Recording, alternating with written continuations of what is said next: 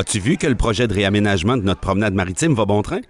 C'est le début, mais déjà les commerçants anticipent un achalandage accru de tout ce secteur de la municipalité avec un apport de visiteurs même externes de la région. Dès l'an prochain, on aura une toute nouvelle promenade et on a bien hâte. C'est super, mais comment en êtes-vous arrivé à autoriser la démolition de la petite bâtisse du début du siècle dernier près du quai municipal de cette belle époque? Pour moi, c'était toujours un voyage dans le temps que de la voir là. Je saurais pas te dire. C'est le promoteur du projet qui a démoli ça. Il voulait un projet moderne d'un bout à l'autre. Il a dû obtenir son permis de démolition.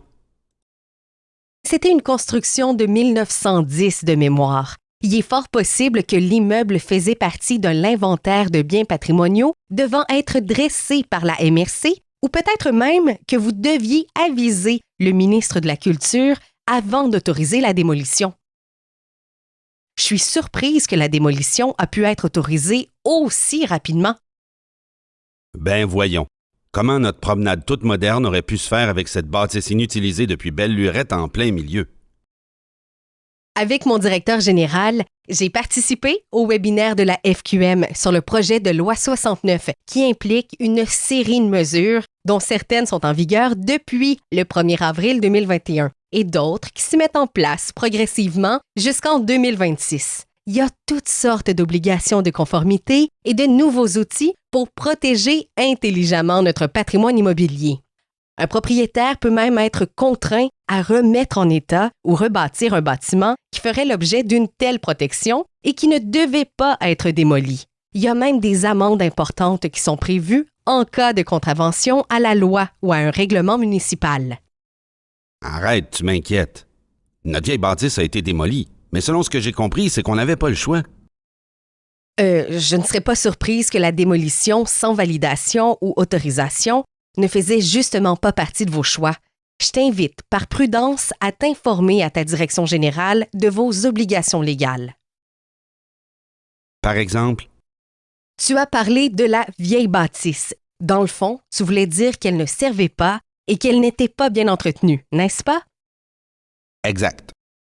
Ben justement, dans le webinaire, on a vu que plusieurs des municipalités se sont déjà dotées d'un règlement sur l'entretien des bâtiments qui vise, entre autres, les bâtiments patrimoniaux, de façon à prévenir des situations où on a l'impression que la démolition représente le seul choix possible vu la dégradation de l'immeuble.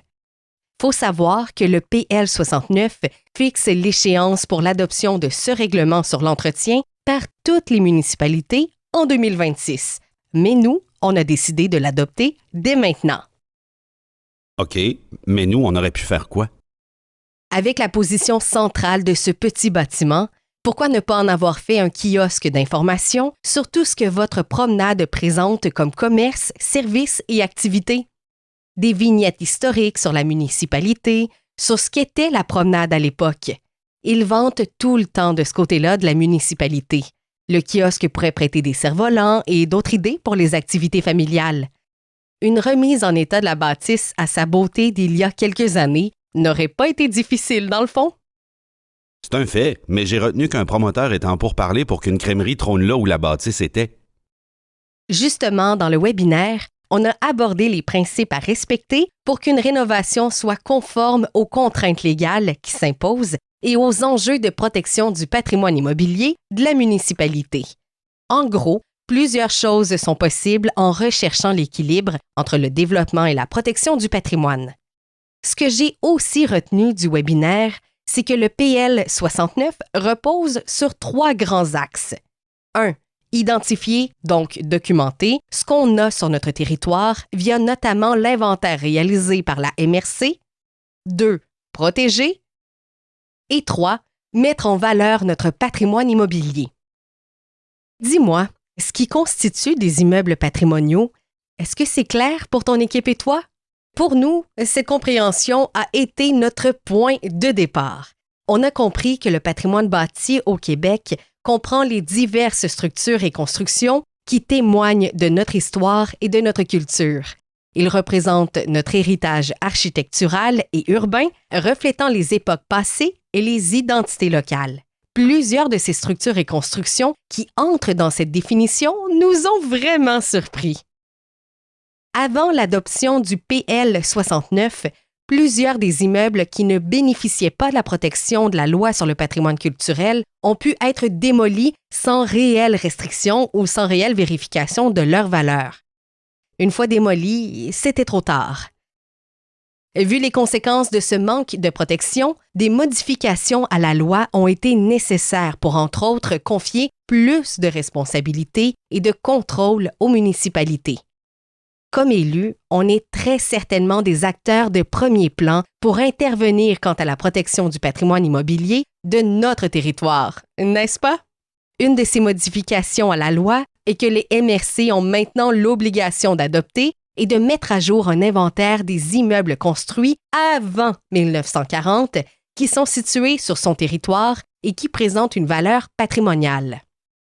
Il faut savoir qu'à ce jour, certaines MRC n'ont pas encore achevé leur inventaire puisqu'elles ont jusqu'au 1er avril 2026 pour le faire.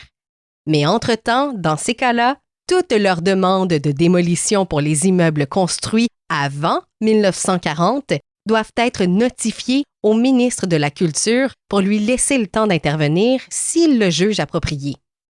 Le webinaire m'a permis de comprendre que les obligations légales qui incombent à la municipalité sont somme toute assez claires avec des délais précis de réalisation. En ces matières, vaut mieux prévenir que guérir.